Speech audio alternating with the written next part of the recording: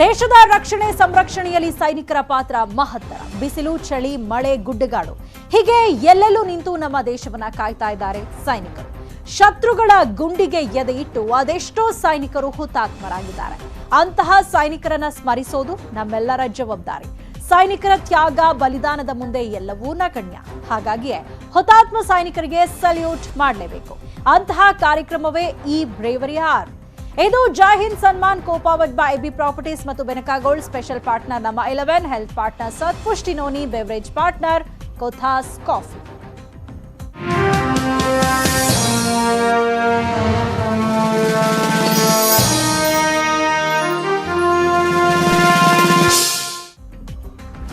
ರಾಜ್ಯದ ಜನರೇ ಗಮನಿಸಿ, ಮತ್ತೊಂದು ಬಂದ್ಗೆ ರೆಡಿಯಾಗಿ. ಬಂದ್ ಯಾಕೆ? ಯಾರ ಬೆಂಬಲ? ಭಾರತ್ ಬಂದ್.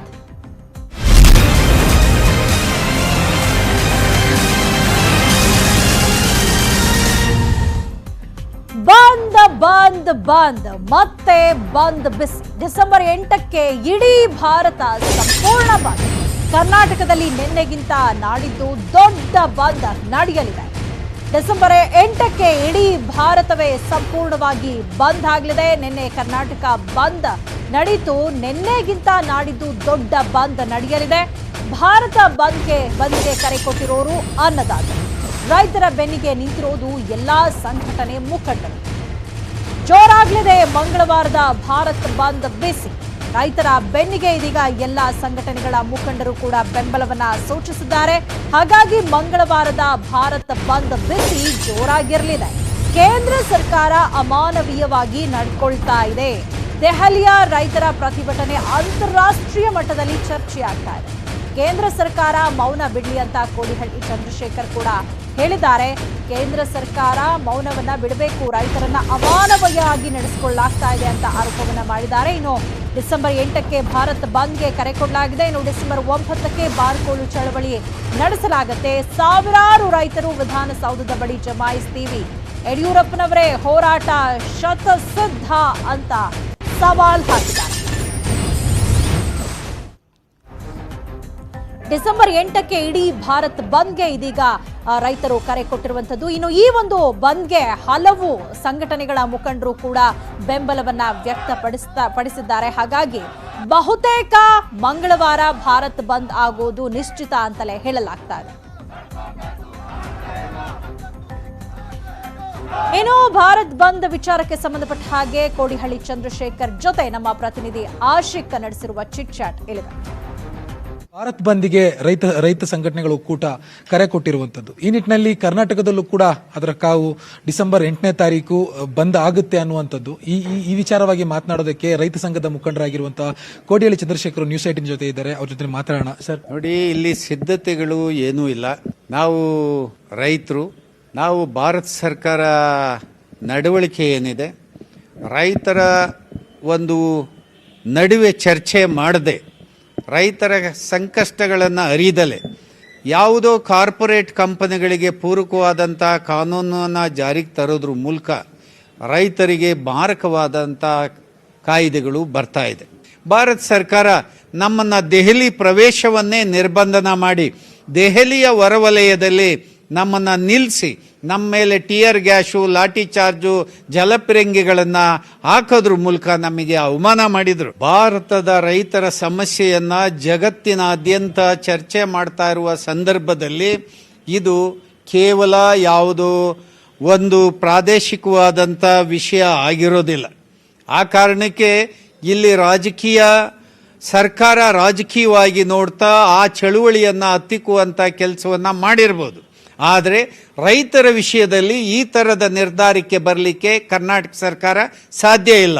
ಯಾಕೆ ಅಂದರೆ ರೈತರ ಮೇಲೆ ಪ್ರಮಾಣ ಮಾಡಿದಿರಿ, ರೈತರು ಸರ್ಕಾರ ಅಂತ ಹೇಳಿದಿರಿ, ಹಸಿರು ವಸ್ತ್ರ ಹಾಕ್ಕೊಂಡು ಮುಖ್ಯಮಂತ್ರಿಗಳು ತಾವು ಅನೇಕ ಸಂದರ್ಭದಲ್ಲಿ ಹೇಳ್ಕೊಂಡಿದ್ದೀರಿ.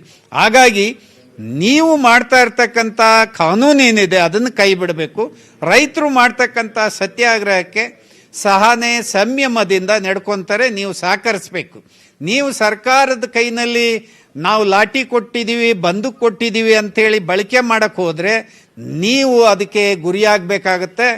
ರೈತರ ಕೋಪಕ್ಕೆ. ಆ ಕಾರಣಕ್ಕೆ ಅದು ನಡೆಯೋದಿಲ್ಲ. ಕರ್ನಾಟಕದಲ್ಲಿ ಶಾಂತಿಯುತವಾಗಿ ಬಂದಾಗುತ್ತೆ, ಇದು ಯಶಸ್ವಿಯಾಗುತ್ತೆ. ನಾವು 8ನೇ ತಾರೀಕು ಬೆಂಗಳೂರು ಕೇಂದ್ರೀಕರಿಸಿರಲ್ಲ. ಆ ಕಾರಣಕ್ಕೆ 9ನೇ ತಾರೀಕು ಬೆಂಗಳೂರನ್ನು ಕೇಂದ್ರೀಕರಿಸಿ ವಿಧಾನಸೌಧ ಮುತ್ತಿಗೆ ಕಾರ್ಯಕ್ರಮನ ಇರುತ್ತೆ. ಅವತ್ತು ಬೆಳಿಗ್ಗೆ ನಾವು ರೈಲು ನಿಲ್ದಾಣದಲ್ಲಿ ಸಿಟಿಯಲ್ಲಿ ಸೇರಿ ನಮ್ಮ ಬಾರ್ಕೋಲ್ ಬೀಸುವ ಚಳುವಳಿಯನ್ನು ಈ ದಪ್ಪ ಚರ್ಮದ ರಾಜಕಾರಣಿಗಳಿಗೆ, ಅಧಿಕಾರಿಗಳಿಗೆ ನೀಡ್ತೇವೆ. ಆ ಮೂಲಕ ಕರ್ನಾಟಕದ ಕೇಂದ್ರ ಸ್ಥಾನ ಬೆಂಗಳೂರು, ಇಲ್ಲಿ ಸಾರಿಗೆ ಅಂದರೆ ಸಂಚಾರ ವ್ಯವಸ್ಥೆ ಸ್ವಲ್ಪ ಅಡೆತಡೆ ಆಗುತ್ತೆ. ಅದಕ್ಕೆ ಎಲ್ಲ ನಾಗರಿಕರು ಸಹಕರಿಸಬೇಕು. ಈ ಚಳುವಳಿ ನೀವೆಲ್ಲ ಅನ್ನ ಕೊಟ್ಟಂಥ ರೈತಂದಾಗಿರ್ತದೆ.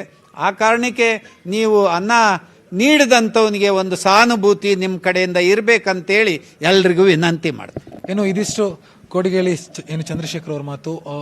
ಡಿಸೆಂಬರ್ 8ನೇ ತಾರೀಕು ಬಂದ್ ಯಶಸ್ವಿ ಆಗುತ್ತೆ. ಇನ್ನೊಂದೇನು ಅಂತಂದ್ರೆ 8ನೇ ತಾರೀಕು ಬಂದಿರುತ್ತೆ, ಆದರೆ ಬೆಂಗಳೂರಿಗೆ ಆ ಬಂದ್ನ ಅಷ್ಟೊಂದು ಪ್ರಭಾವ ಬೀರಲ್ಲ ಅನ್ನೋದು. ಯಾಕಂತ ಹೇಳಿದ್ರೆ 9ನೇ ತಾರೀಕು ಸಪರೇಟ್ ಆಗಿ ಬೆಂಗಳೂರಿಗೆ ರೈತರೆಲ್ಲರೂ ಬಂದು ಬಾರ್ಕೋಲ್ ಚಳವಳಿಯನ್ನು ಕೂಡ ಈಗಾಗಲೇ ಮಾಡಬೇಕು ಅನ್ನುವಂಥ ಒಂದು ಯೋಜನೆಯನ್ನ ರೈತ ಮುಖಂಡರು ಮಾಡ್ಕೊಂಡಿರುವಂಥದ್ದು. ಕ್ಯಾಮರಾ ಪರ್ಸನ್ ಯೋಗೇಶ್ ಜೊತೆ ಆಶಿಕ್ ಮುಲ್ಕಿ, ನ್ಯೂಸ್ 18 ಕನ್ನಡ, ಬೆಂಗಳೂರು. ಇನ್ನು ರೈತರು ಕರೆ ನೀಡಿರುವ ಬಂದ್ಗೆ ವಾಟಾಳ್ ಬೆಂಬಲವನ್ನ ಸೂಚಿಸಿದ್ದಾರೆ. ಡಿಸೆಂಬರ್ 8ರ ಬಂದ್ಗೆ ಬೆಂಬಲ ನೀಡುವುದಾಗಿ ಘೋಷಣೆ ಮಾಡಿದ್ದಾರೆ. ರೈತರಿಗೆ ನಮ್ಮ ಬೆಂಬಲ ಇದ್ದೇ ಇರುತ್ತೆ ಅಂತ ವಾಟಾಳ್ ನಾಗರಾಜ್ ಹೇಳಿದ್ದಾರೆ. ರೈತರು ಕರೆ ನೀಡಿರುವಂತಹ ಬಂದ್ಗೆ ನಾವು ಕೂಡ ಬೆಂಬಲವನ್ನ ಕೊಡ್ತೀವಿ. ಸೊ ಡಿಸೆಂಬರ್ 8ರ ಬಂದ್ಗೆ ನಾವು ಕೂಡ ಬೆಂಬಲ ನೀಡುವುದಾಗಿ ವಾಟಾಳ್ ನಾಗರಾಜ್ ಅವರು ಘೋಷಣೆಯನ್ನ ಮಾಡಿದ್ದಾರೆ. ರೈತರಿಗೆ ಸದಾ ನಮ್ಮ ಬೆಂಬಲ ಇದ್ದೇ ಇರುತ್ತೆ ಅಂತ ವಾಟಾಳ್ ನಾಗರಾಜ್ ಹೇಳಿರುವಂಥದ್ದು. ನಾವು ಯಾವಾಗಲೂ ರೈತರ ಪರ ನಿಂತಿದ್ದೀವಿ, ಈ ಬಾರಿಯೂ ಕೂಡ ರೈತರ ಪರ ನಿಲ್ತೀವಿ ಅಂತ ವಾಟಾಳ್ ನಾಗರಾಜ್ ಹೇಳಿದ್ದಾರೆ. ಡಿಸೆಂಬರ್ 8 ರೈತರು ಕರೆದಿರುವ ಭಾರತ್ ಬಂದ್ಗೆ ನಮ್ಮ ಸಂಪೂರ್ಣ ಬೆಂಬಲ. ಭಾರತ್ ಬಂದ್ ಯಶಸ್ವಿ ಆಗಬೇಕು. ಡೆಲ್ಲಿಯ ರೈತರ ಮೇಲೆ ನರೇಂದ್ರ ಮೋದಿ ಸರ್ಕಾರ ದಬ್ಬಾಳಿಕೆಯನ್ನು ಮಾಡಿದ್ದಾರೆ. ರೈತರನ್ನು ಕಡೆಗಾಣಿಸಿದ್ದಾರೆ. ರೈತರ ಸಾಮಾನ್ಯ ಬೇಡಿಕೆಯನ್ನು ಈಡೇರಿಸುವಲ್ಲಿ ಸಂಪೂರ್ಣವಾಗಿ ವಿಫಲ ಆಗಿದ್ದಾರೆ. ರೈತರ ಸಮಸ್ಯೆಗಳು ಬಹಳ. ಇದನ್ನು ಬಗೆಹರಿಸಬೇಕು ಅಂತ ಹೇಳಿ ರೈತರು ದೆಹಲಿ ಪ್ರಧಾನಮಂತ್ರಿಯ ಬಳಿಗೆ ಹೋದಾಗ ರೈತರ ಮೇಲೆ ತೀವ್ರವಾದಂಥ ದಾಳಿಯನ್ನು ಮಾಡಿದ್ದಾರೆ. ರೈತರು 8ನೇ ತಾರೀಕು ಕರೆದಿರ್ತಕ್ಕಂಥ ಬಂದ್ಗೆ ನಾವು ಸಂಪೂರ್ಣ ಬೆಂಬಲವನ್ನು ಕೊಡ್ತೇವೆ. ಅಲ್ಲದೆ ಆವತ್ತು ರೈತರ ಪರವಾಗಿ ಬೆಂಗಳೂರಿನಲ್ಲಿ ಹೋರಾಟವನ್ನು ಮಾಡಬೇಕು ಅಂತ ಮಾಡಿದ್ದೇವೆ. ನಾವು ಯಾವತ್ತೂ ರೈತರ ಪರ, ರೈತರ ಹಿತಕ್ಕಾಗಿ ನಿತ್ಯ ನಿರಂತರವಾಗಿ ಹೋರಾಟ ಮಾಡೋದಕ್ಕೆ ನಾನಂತೂ ಸಿದ್ಧ. ನಾನು ರೈತ. ನಮಸ್ಕಾರ.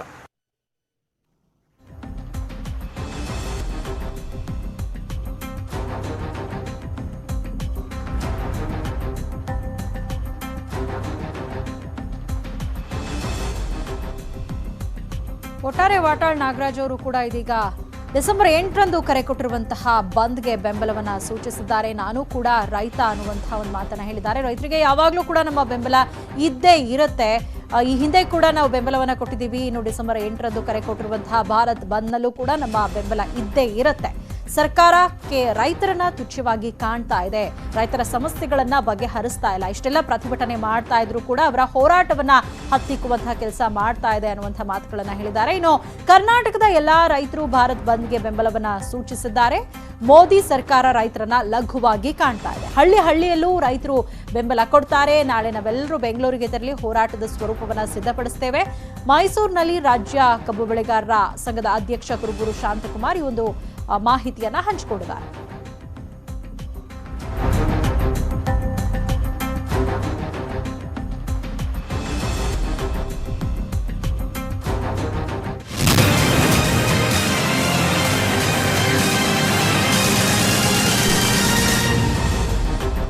ರಾಜ್ಯ ಬಿಜೆಪಿಯಲ್ಲಿ ಭಾರಿ ಬದಲಾವಣೆಯ 2 ತಿಂಗಳಲ್ಲಿ ನಾಯಕತ್ವ ಬದಲಾವಣೆಯಾಗುತ್ತಾ? ಅರುಣ್ ಸಿಂಗ್ ನೀಡಿರುವ ಮುನ್ಸೂಚನೆ ಏನು? ಸಚಿವರಿಗೆ ಅರುಣ್ ಸಿಂಗ್ ಏನ್ ಹೇಳಿದ್ರು? 2 ತಿಂಗಳ ಕಾಲಾವಕಾಶ ಕೇಳಿದ್ದಾದ್ರು ಯಾಕೆ? ಹಾಗಾದ್ರೆ ರಾಜ್ಯ ಬಿಜೆಪಿಯಲ್ಲಿ ಭಾರಿ ಬದಲಾವಣೆಯಾಗತ್ತಾ? 2 ತಿಂಗಳಲ್ಲಿ ನಾಯಕತ್ವ ಬದಲಾವಣೆ ಆಗತ್ತಾ? ಯಾಕಂದ್ರೆ ನಾಯಕತ್ವದ ಬದಲಾವಣೆಯ ಮಾತುಗಳು ಹರಿದಾಡ್ತಾ ಇದೆ. ಈ ಸಂದರ್ಭದಲ್ಲಿ ಅರುಣ್ ಸಿಂಗ್ ಸಚಿವರಿಗೆ, ಶಾಸಕರಿಗೆ ಒಂದು ಸೂಚನೆಯನ್ನ ಕೊಟ್ಟಿದ್ದಾರೆ. ಹಾಗಾದ್ರೆ ಸಚಿವರಿಗೆ ಅರುಣ್ ಸಿಂಗ್ ಏನನ್ನ ಹೇಳಿದ್ದಾರೆ? 2 ತಿಂಗಳ ಕಾಲ ಯಾಕೆ ಕಾಲಾವಕಾಶವನ್ನ ಕೇಳಿದ್ರು? ಈ ಕುರಿತ ಒಂದು ಇನ್ಸೈಡ್ ಸ್ಟೋರಿ ನ್ಯೂಸ್ 18 ಕನ್ನಡಕ್ಕೆ ಲಭ್ಯ ಆಗಿದೆ.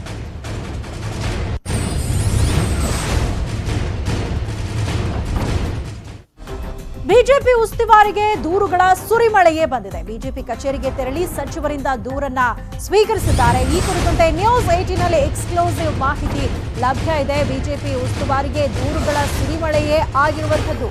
ಬಿಜೆಪಿ ಕಚೇರಿಗೆ ತೆರಳಿ ಸಚಿವರು ದೂರನ್ನ ಕೊಟ್ಟಿದ್ದಾರೆ. ಈ ಕುರಿತ ಎಕ್ಸ್ಕ್ಲೂಸಿವ್ ಸ್ಟೋರಿ ನ್ಯೂಸ್ 18ಗೆ ಲಭ್ಯ ಆಗಿರುವಂತದ್ದು. ಸಿಎಂ ಕಾರ್ಯವೈಖರಿ ಬಗ್ಗೆ ಸಚಿವರು ದೂರನ್ನ ಕೊಟ್ಟಿದ್ದಾರೆ ಅಂತ ಹೇಳಲಾಗ್ತಾ ಇದೆ. ಸರ್ಕಾರ ಸರಿಯಾದ ಟ್ರ್ಯಾಕ್ ನಲ್ಲಿ ಇಲ್ಲ ಅಂತ ಸಚಿವರು ಬೇಸರವನ್ನ ವ್ಯಕ್ತಪಡಿಸಿದ್ದಾರೆ. ಅಲ್ಲದೆ ಸಿಎಂ ಕಾರ್ಯವೈಖರಿ ಬಗ್ಗೆ ಕೂಡ ಅವರು ದೂರನ್ನ ಕೊಟ್ಟಿದ್ದಾರೆ ಅಂತ ಹೇಳಲಾಗ್ತಾ ಇದೆ. ಹೈಕಮಾಂಡ್ ರಿಪೇರಿ ಕೆಲಸಕ್ಕೆ ಕೈ ಹಾಕೋದಕ್ಕೆ ಸಚಿವರು ಮನವಿಯನ್ನ ಮಾಡಿಕೊಂಡಿದ್ದಾರೆ ಅಂತ ಹೇಳಲಾಗ್ತಾ ಇದೆ. ಇನ್ನು ವಿಜಯೇಂದ್ರ ಹಸ್ತಕ್ಷೇಪದ ಬಗ್ಗೆ ದೂರುಗಳು ಕೇಳಿ ಬಂದಿದೆ. ನಿಗಮ ನೇಮಕ ವಿಚಾರದಲ್ಲೂ ಕೂಡ ಸಚಿವರು ಬೇಸರವನ್ನ ವ್ಯಕ್ತಪಡಿಸಿದ್ದಾರೆ. ಶಾಸಕರ ಕಷ್ಟ ಕೇಳಲ್ಲ ಅಂತ ಕೂಡ ಅಸಮಾಧಾನವನ್ನ ವ್ಯಕ್ತಪಡಿಸಿದ್ದಾರೆ. ಸೊ ದೂರುಗಳ ಸುರಿಮಳೆಯೇ ಆಗಿರುವಂಥದ್ದು. ಸಿಎಂ ಯಡಿಯೂರಪ್ಪ ಅವರ ಕಾರ್ಯವೈಖರಿ ಹಾಗೆ ವಿಜಯೇಂದ್ರ ಅವರ ಹಸ್ತಕ್ಷೇಪ ವಿಚಾರಕ್ಕೆ ಸಂಬಂಧಪಟ್ಟ ಹಾಗೆ ಸಚಿವರು ದೂರನ್ನ ಕೊಟ್ಟಿದ್ದಾರೆ. ದಯಮಾಡಿ ಗಮನಿಸಿ, ಸರಿಪಡಿಸುವ ಕೆಲಸ ಮಾಡಿ ಅಂತ ಸಚಿವರುಗಳು ದೂರನ್ನ ಕೊಟ್ಟಿದ್ದಾರೆ ಅಂತ ಹೇಳಲಾಗ್ತಾ ಇದೆ. ಇನ್ನು 2 ತಿಂಗಳ ತನಕ ಕಾಯಿರಿ, ಸರಿ ಹೋಗ್ಲಿದೆ ಅಂತ ಅರುಣ್ ಸಿಂಗ್ ಸಚಿವರಿಗೆ ಅಭಯವನ್ನ ನೀಡಿದ್ದಾರಂತೆ.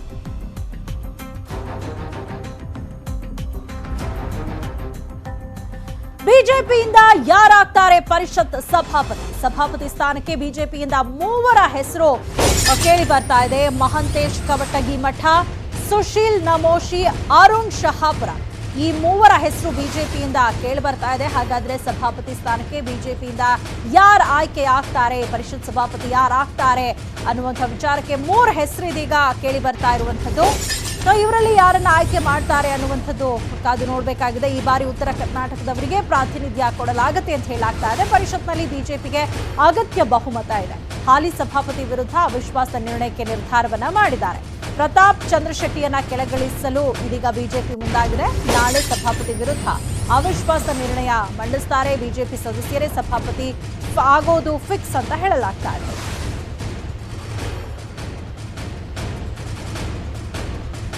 ಬಿಜೆಪಿಯಿಂದ ಪರಿಷತ್ ಸಭಾಪತಿ ಯಾರಾಗ್ತಾರೆ ಅನ್ನುವಂಥದ್ದು ಇದೀಗ ಸದ್ಯದ ಪ್ರಶ್ನೆ. ಯಾಕಂದ್ರೆ 3 ಹೆಸರು ಇಲ್ಲಿ ಕೇಳಿ ಬರ್ತಾ ಇರುವಂಥದ್ದು. ಸಭಾಪತಿ ಸ್ಥಾನಕ್ಕೆ 3 ಹೆಸರು ಫೈನಲ್ ಆಗಿದೆ. ಮಹಂತೇಶ್ ಕವಟಗಿಮಠ, ಸುಶೀಲ್ ನಮೋಶಿ ಹಾಗೆ ಅರುಣ್ ಶಹಾಪುರ, ಈ 3ರಲ್ಲಿ ಒಬ್ಬರನ್ನ ನೇಮಕ ಮಾಡಲಾಗುತ್ತೆ. ಬಟ್ ಈ ಬಾರಿ ಉತ್ತರ ಕರ್ನಾಟಕದವರಿಗೆ ಕೂಡ ಪ್ರಾತಿನಿಧ್ಯವನ್ನ ಕೊಡಲಾಗುತ್ತೆ ಅಂತ ಹೇಳಲಾಗ್ತಾ ಇದೆ. ಇನ್ನು ಪರಿಷತ್ನಲ್ಲಿ ಬಿಜೆಪಿಗೆ ಅಗತ್ಯ ಬಹುಮತ ಇರೋದ್ರಿಂದ ಹಾಲಿ ಸಭಾಪತಿ ವಿರುದ್ಧ ಅವಿಶ್ವಾಸ ನಿರ್ಣಯಕ್ಕೆ ನಿರ್ಧಾರವನ್ನ ಮಾಡಿದ್ದಾರೆ ಬಿಜೆಪಿಯವರು. ಬೆಳಗಾವಿ ಲೋಕಸಭೆಗೆ ಬಿಜೆಪಿ ಅಭ್ಯರ್ಥಿ ಯಾರು? ಬಿಜೆಪಿ ಕಾರ್ಯಕಾರಿಣಿ ಸಭೆ ಒಲವು ಯಾರತ್ತ? ನ್ಯೂಸ್ 18 ಬಿಗ್ ಎಕ್ಸ್ಕ್ಲೂಸಿವ್ ಸ್ಟೋರಿ ಇದು. ಇದರಲ್ಲಿ ಬೆಳಗಾವಿ ಲೋಕಸಭೆಯ ಬಿಜೆಪಿ ಅಭ್ಯರ್ಥಿ ಯಾರಾಗ್ತಾರೆ? ಬಿಜೆಪಿ ಕಾರ್ಯಕಾರಿಣಿ ಸಭೆಯಲ್ಲಿ ಯಾರತ್ತ ಹೆಚ್ಚು ಒಲವು ವ್ಯಕ್ತ ಆಗಿದೆ ಅನ್ನುವಂತಹ ಮಾಹಿತಿ ನ್ಯೂಸ್ 18ಗೆ ಲಭ್ಯ ಆಗಿರುವಂಥದ್ದು. ಬೆಳಗಾವಿ ಟಿಕೆಟ್ ರೇಸ್ನಲ್ಲಿ 20 ಮಂದಿ ಇದ್ದಾರೆ. 5 ಹೆಸರನ್ನ ಆಯ್ಕೆ ಮಾಡುವುದಕ್ಕೆ ಸೂಚನೆಯನ್ನ ಕೊಡಲಾಗಿದೆ. ಪಟ್ಟಿ ಸಿದ್ಧ ಮಾಡುವ ಹೊಣೆಯನ್ನ ಪ್ರಹ್ಲಾದ್ ಜೋಶಿ ಅವರಿಗೆ ಕೊಡಲಾಗಿದೆ. ಸೊ 20 ಜನರಿದ್ದಾರೆ ರೇಸ್ನಲ್ಲಿ. ಅಂತಿಮವಾಗಿ 5 ಹೆಸರನ್ನ ಆಯ್ಕೆ ಮಾಡುವುದಕ್ಕೆ ಪ್ರಹ್ಲಾದ್ ಜೋಶಿ ಅವರಿಗೆ ಸೂಚನೆಯನ್ನ ಕೊಡಲಾಗಿದೆ. ಕೇಂದ್ರ ಸರ್ಕಾರದಿಂದ ಆಂತರಿಕ ಸರ್ವೆ ಕೂಡ ಶುರುವಾಗಿದೆ. ಯುವ ಅಭ್ಯರ್ಥಿ ಹುಡುಕಾಟದಲ್ಲಿದ್ದಾರೆ ವರಿಷ್ಠರು. ಪಕ್ಷನಿಷ್ಠರಿಗೆ ಮಣೆ ಹಾಕೋದಕ್ಕೆ ಹೈಕಮಾಂಡ್ ಸೂಚನೆಯನ್ನ ಕೊಟ್ಟಿದೆ. ಸೊ ರೇಸ್ನಲ್ಲಂತೂ 20 ಜನ ಇದ್ದಾರೆ. ಆದ್ರೆ ಅಂತಿಮವಾಗಿ 5 ಜನರನ್ನ ಆಯ್ಕೆ ಮಾಡಿ ಸೊ ಯುವ ನಾಯಕರಿಗೆ ಹೆಚ್ಚು ಮಣೆಯನ್ನ ಹಾಕುವಂತೆ ಹೈಕಮಾಂಡ್ ಕೂಡ ಸೂಚನೆಯನ್ನ ಕೊಟ್ಟಿರುವಂತದ್ದು. ಈಗ ಆಲ್ರೆಡಿ ಆಂತರಿಕ ಸರ್ವೆ ಕೂಡ ಆರಂಭ ಆಗಿದೆ. ಇನ್ನು ಅಭ್ಯರ್ಥಿಯನ್ನ ಫೈನಲೈಸ್ ಮಾಡುವಂತಹ ಒಂದು ವಿಚಾರವನ್ನ, ಆ ಒಂದು ಹೊಣೆಯನ್ನ ಪ್ರಹ್ಲಾದ್ ಜೋಶಿ ಅವರಿಗೆ ಕೊಡಲಾಗಿದೆ.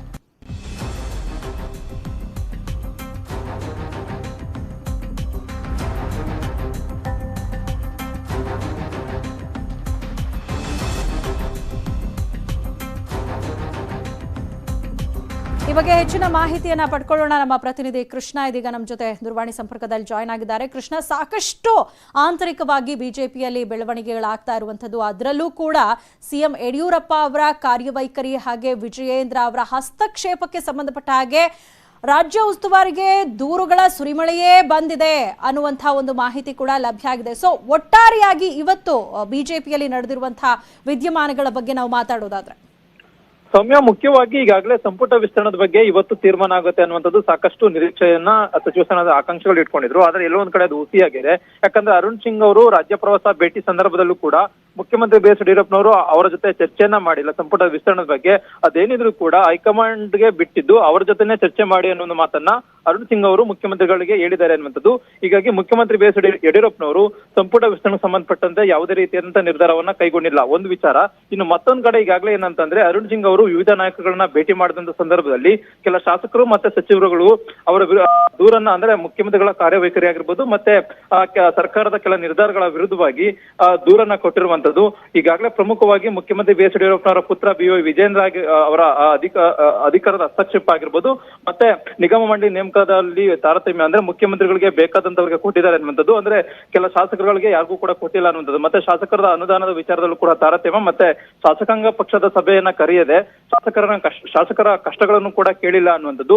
ಮತ್ತೆ ಈಗಾಗಲೇ ಮೊನ್ನೆ ನಡೆದಂತ ಬೆಳವಣಿಗೆ ಅಂದ್ರೆ ವೀರಶೈವ ಲಿಂಗಾಯತ ಸಮುದಾಯದ ವಿಚಾರದಲ್ಲಿ ಏಕಪಕ್ಷೀಯವಾಗಿ ನಿರ್ಧಾರವನ್ನು ಕೈಗೊಂಡಿರ್ತಕ್ಕಂಥ ಮುಖ್ಯಮಂತ್ರಿಗಳ ನಡೆ ಏನಿದೆ, ಈ ಎಲ್ಲಾ ವಿಷಯಗಳ ಬಗ್ಗೆ ಕೆಲ ಶಾಸಕರು ಮತ್ತೆ ಸಚಿವರುಗಳು ಇವತ್ತು ಅರುಣ್ ಸಿಂಗ್ ಅವರಿಗೆ ದೂರನ್ನ ಕೊಟ್ಟಿರುವಂತದ್ದು. ಅರುಣ್ ಸಿಂಗ್ ಅವರು ಅವರಿಗೆ ಒಂದು ಮಾತನ್ನ ಹೇಳಿದ್ದಾರೆ, ಯಾರು ಕೂಡ ತಲೆ ಕೆಡಿಸ್ಕೊಳ್ಬೇಡಿ, ಇನ್ನು ಎರಡು ತಿಂಗಳಲ್ಲಿ ಎಲ್ಲವೂ ಕೂಡ ಸರಿಯಾಗುತ್ತೆ, ಪಕ್ಷದ ವ್ಯಾಪ್ತಿಯಲ್ಲೇ ಇರಿ, ಏನು ಕೂಡ ಮಾತಾಡಬೇಡಿ ಅನ್ನೋ ಒಂದು ಸಂದೇಶವನ್ನ ಕೊಟ್ಟಿದ್ದಾರೆ. ಮತ್ತೆ ಈಗಾಗಲೇ ಅರುಣ್ ಸಿಂಗ್ ಅವರು ಎಲ್ಲಾ ಪ್ರಮುಖ ನಾಯಕರುಗಳ ಜೊತೆ ಚರ್ಚೆಯನ್ನ ಮಾಡಿ ಅವರಿಂದ ಅಭಿಪ್ರಾಯವನ್ನ ಸಂಗ್ರಹ ಮಾಡಿ ರಾಜ್ಯದಲ್ಲಿ 3 ದಿನ ಏನ್ ಪ್ರವಾಸವನ್ನ ಕೊಂಡಿದ್ರು, ವಿವಿಧ ನಾಯಕರನ್ನ ಭೇಟಿ ಮಾಡಿದ ಸಂದರ್ಭದಲ್ಲಿ ಎಲ್ಲಾ ಬೆಳವಣಿಗೆಗಳನ್ನ ಅಂತಿಮವಾಗಿ ಒಂದು ವರದಿಯನ್ನ ರೆಡಿ ಮಾಡ್ಕೊಂಡು ಈಗ ದೆಹಲಿ ಕಡೆ ಪ್ರಯಾಣವನ್ನ ಬೆಳೆಸಿದ್ದಾರೆ. ನಾಳೆ ಪ್ರಮುಖವಾಗಿ ಬಿಜೆಪಿ ರಾಷ್ಟ್ರೀಯ ಅಧ್ಯಕ್ಷ ಆಗಿರ್ತಕ್ಕಂಥ ಜೆ.ಪಿ. ನಡ್ಡಾ ಅವರನ್ನು ಕೂಡ ಅರುಣ್ ಸಿಂಗ್ ಅವರು ಭೇಟಿ ಮಾಡಿ ರಾಜ್ಯದ ವಿದ್ಯಮಾನಗಳು ಅಂದ್ರೆ ಬಿಜೆಪಿ ಬೆಳವಣಿಗೆಗಳೇನಿದ್ದಾವೆ ಎಲ್ಲವನ್ನು ಕೂಡ ಕೊಡುವಂತ ಒಂದು ಕೆಲಸಕ್ಕೆ ಮುಂದಾಗಿರುವಂತದ್ದು. ಸದ್ಯಕ್ಕೆ ಇವತ್ತು ಅರುಣ್ ಸಿಂಗ್ ಅವರು ವಿವಿಧ ನಾಯಕರನ್ನ ಭೇಟಿ ಮಾಡಿದಂತ ಸಂದರ್ಭದಲ್ಲಿ ಏನು ಸರ್ಕಾರದ ವಿರುದ್ಧವಾಗಿ ದೂರು ಕೊಟ್ಟಿದ್ದಾರೆ ಅದನ್ನ ದೆಹಲಿಗೆ ತೆಗೆದುಕೊಂಡು ಹೋಗುವಂತ ಕೆಲಸವನ್ನ ಮಾಡಿದ್ದಾರೆ. ಸೌಮ್ಯ, ಥ್ಯಾಂಕ್ ಯು ಕೃಷ್ಣ ತಮ್ಮೆಲ್ಲ ಇನ್ಫಾರ್ಮೇಶನ್ಗೆ. ಹೀಗೆ ರಾಜಕೀಯದಿಂದ ಹಿಡಿದು ಬೇರೆ ಬೇರೆ ಕ್ಷೇತ್ರಗಳಲ್ಲಿ ಏನೇನು ವಿದ್ಯಮಾನಗಳಾಗ್ತಾ ಇದೆ ಅದರ ಸಂಪೂರ್ಣ ಮಾಹಿತಿಗಾಗಿ ನಮ್ಮ News18 ಕನ್ನಡ ವೆಬ್ಸೈಟ್ news18kannada.comಗೆ ಲಾಗಿನ್ ಮಾಡಿ. ಮತ್ತಷ್ಟು ಸುದ್ದಿ ನೋಡೋಣ, ಚಿಕ್ಕ ಬ್ರೇಕ್. ಕಡಿಮೆ ಆಗೋದು ಅಂತ ಟಾಂಗ್ ಕೊಟ್ಟಿದ್ದಾರೆ. ಈ ಮೂಲಕ ಮತ್ತೆ ಮಾಜಿ ಸಿಎಂಗಳ ನಡುವೆ ಟಾಕ್ ವಾರ್ ನಡೆದಿರುವಂಥದ್ದು. ನಿನ್ನೆ ಕುಮಾರಸ್ವಾಮಿ ಹೇಳಿಕೆಗೆ ಸಿದ್ದರಾಮಯ್ಯ ತಿರುಗೇಟನ್ನ ಕೊಟ್ಟಿರುವಂಥದ್ದು. ಗುಡ್ವಿಲ್ ಇದ್ರೆ ಅಲ್ವಾ ಗುಡ್ವಿಲ್ ಕಡಿಮೆ ಆಗೋದು ಅಂತ ಟಾಂಗ್ ಕೊಟ್ಟಿದ್ದಾರೆ. ಇನ್ನು HDK ಹೇಳ್ತಾರೆ ಇಮೇಜ್ ಡೌನ್ ಆಯ್ತು ಅಂತಾರೆ. ಇಮೇಜ್ ಇದ್ರೆ ಅಲ್ವಾ ಇಮೇಜ್ ಡೌನ್ ಆಗೋದು ಅಂತ ಕುಮಾರಸ್ವಾಮಿಗೆ ಮಾಜಿ ಸಿಎಂ ಸಿದ್ದರಾಮಯ್ಯ ಟಾಂಗ್ ಕೊಟ್ಟಿದ್ದಾರೆ.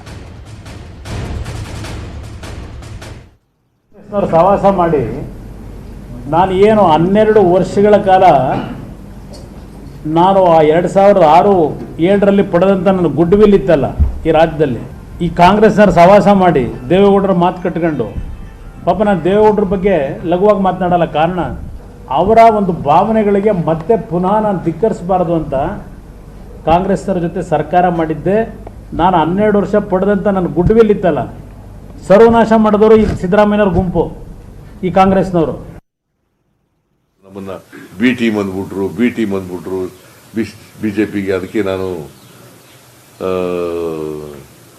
ಕಮ್ಮಿ ಸ್ಥಾನಗಳು ಬಂದವು ನನಗೆ ಅಂತ ಹೇಳ್ತಾರೆ. ನಾನು JDSನಲ್ಲಿದ್ದಾಗ 2004ರಲ್ಲಿ ಎಷ್ಟು ಸೀಟ್ ಗೆದ್ದಿದ್ದೋ? 59 ಸೀಟ್ ಗೆದ್ದಿದ್ದೋ, 59. ನನ್ನನ್ನು ಹೊರಗಡೆ ಹಾಕಿದ ಮೇಲೆ ನೆಕ್ಸ್ಟ್ ಎಲೆಕ್ಷನ್ ನಡೀತು 2008ರಲ್ಲಿ. ಎಷ್ಟು ಗೆದ್ರು? 28 ಗೆದ್ರು. ಆಮೇಲೆ 2013ರಲ್ಲಿ ಇವನು ಯಡಿಯೂರಪ್ಪ ಬೇರೆ ಪಾರ್ಟಿ ಮಾಡ್ಕೊಂಡೆಲ್ಲ ಹೋದ್ಮೇಲೆ 40 ಸೀಟ್ ಗೆದ್ರು.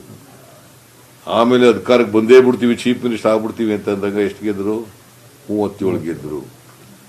59 ನಾನಿದ್ದಾಗ ಎಷ್ಟು ಗೆದ್ದಿರೋದು? 59. ಈಗ ಕುಮಾರಸ್ವಾಮಿ ನನ್ನ ಇಮೇಜ್ ಎಲ್ಲ ಹೋಗ್ಬಿಡ್ತು, ಗುಡ್ ವಿಲ್ ಎಲ್ಲ ಹೋಗ್ಬಿಡ್ತು ಅಂತ. ಮತ್ತೆ ಎಲ್ಲಪ್ಪ ಹೋಯ್ತು ಅಲ್ಲಿ? ಅಲ್ಲಿಂದ ಗುಡ್ ವಿಲ್ ಎಲ್ಲಿತ್ತು ಹೋಗಿದ್ರೆ? ನಾನಿದ್ದಾಗ 59, ನನ್ನ ಆಚೆಗೆ ಹಾಕಿದ ಮೇಲೆ 28 ಗುಡ್ ವಿಲ್ ಇತ್ತಾಗ. ಗುಡ್ ವಿಲ್ ಇದ್ದಿದ್ರೆ 59ರಿಂದ 28ಕ್ಕೆ ಯಾಕೆ ಬರ್ತಿದ್ರು? ಏನೋ ಬಿಲ್ಡಪ್ ಮಾಡ್ಕೊಂಡ್ಬಿಟ್ಟಿದ್ರಂತೆ ಇಮೇಜ್ನ. ಈ ಸಮ್ಮಿಶ್ರ ಸರ್ಕಾರ ಆದ್ಮೇಲೆ ಅದು ಟುಸ್ ಹತ್ಬಿಡ್ತಂತೆ. ಇವೆಲ್ಲ ಅರ್ಥ ಇರಬೇಕು ಇವಕ್ಕೆಲ್ಲ. ಏನೋ ಬಾಯಿ ಬಂದಾಗೆಲ್ಲ ಮಾತಾಡಬಾರ್ದು.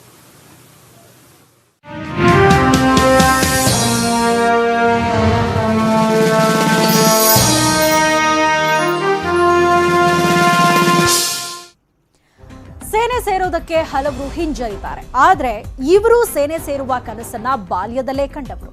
ಕಾಶ್ಮೀರದಲ್ಲಿದ್ದಾಗ ಉಗ್ರಗಾಮಿಗಳ ದಾಳಿಯನ್ನ ತಪ್ಪಿಸಿ 400ಕ್ಕೂ ಅಧಿಕ ಸೈನಿಕರನ್ನ ರಕ್ಷಿಸಿದ್ದಾರೆ.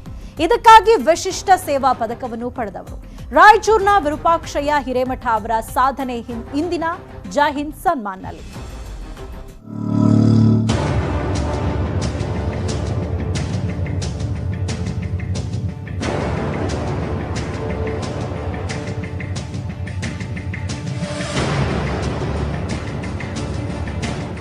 ರಾಯಚೂರಿನ ನೀಲಕಂಠೇಶ್ವರ ನಗರದಲ್ಲಿ ವಾಸವಾಗಿದ್ದಾರೆ ವಿರೂಪಾಕ್ಷಯ್ಯ ಹಿರೇಮಠ. ಮೂಲತಃ ಲಿಂಗಸಗೂರು ತಾಲೂಕಿನ ಹಿರೇಹೆಸರೂರಿನವರು. ತಂದೆ ಗುರುಪಾದಯ್ಯ ಪೊಲೀಸ್ ಕೆಲಸ ಮಾಡಿದವರು. ಬಾಲ್ಯದಲ್ಲಿದ್ದಾಗಲೇ ಸೇನೆ ಬಗ್ಗೆ ಆಸಕ್ತಿ ಮೂಡಿತ್ತು. ಊರಿಗೆ ಬಂದ ಸೈನಿಕರನ್ನು ನೋಡಿ ಅವರಂತೆಯೇ ನಾನಾಗಬೇಕೆಂದು ಹಾಗೇ ಆದವರು. ಪಿಯುಸಿ ಓದುತ್ತಿದ್ದಾಗ ಎನ್ಸಿಸಿ ಸೇರಿ ಕೊನೆಗೆ ಸೇನೆಯನ್ನೂ ಸೇರಿದರು. ಖುಷಿನ ಆತ್ರಿ ಸರ್. 17 ವರ್ಷ ಮಾಡಿದನ್ರಿ, 3 ಮಕ್ಕಳು ಇತ್ತ ನೋಡಿನಾದ್ರಿ.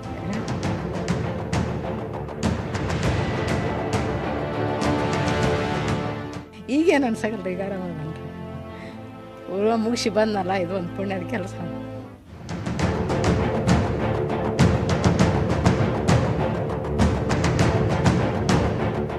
ಹದಿನೇಳು ವರ್ಷದ ಸೇವೆಯ ಅವಧಿಯಲ್ಲಿ ಪಂಜಾಬ್, ಕಾಶ್ಮೀರ, ಮಣಿಪುರ, ನಾಗಾಲ್ಯಾಂಡ್ ರಾಜ್ಯಗಳಲ್ಲಿ ಸೇವೆ ಸಲ್ಲಿಸಿದ್ದಾರೆ ವಿರೂಪಾಕ್ಷಯ್ಯ. ಸೇನೆಯಲ್ಲಿ ಸೇವೆ ಮಾಡಿದ್ದೇ ಇವರಿಗೆ ಹೆಮ್ಮೆ. ಸ್ಕೂಲಲ್ಲಿ ಕೂಡ ಒಂದು ಸೈನ್ಯದ ಒಂದು ನಾಟಕಗಳನ್ನು ಮಾಡ್ತಾ ಇದ್ದೆ.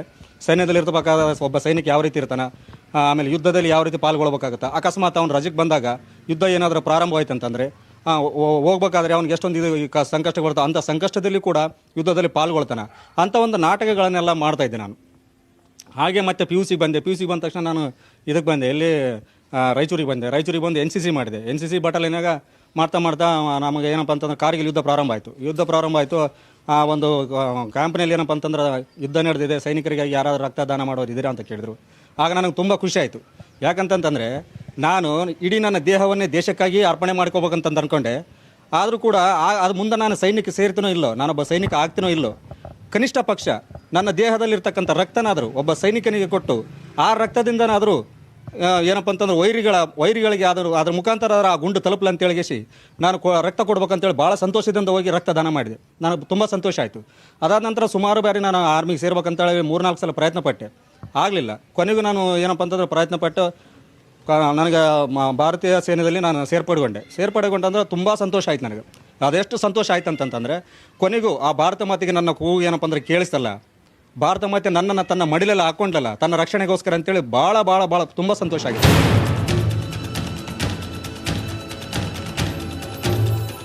ಎರಡು 2006ರಲ್ಲಿ ಕಾಶ್ಮೀರದಲ್ಲಿದ್ದಾಗ ರಜೆ ಮುಗಿಸಿ ತಮ್ಮ ಬೆಟಾಲಿಯನ್ಗೆ ಹೊರಟಿದ್ದರು.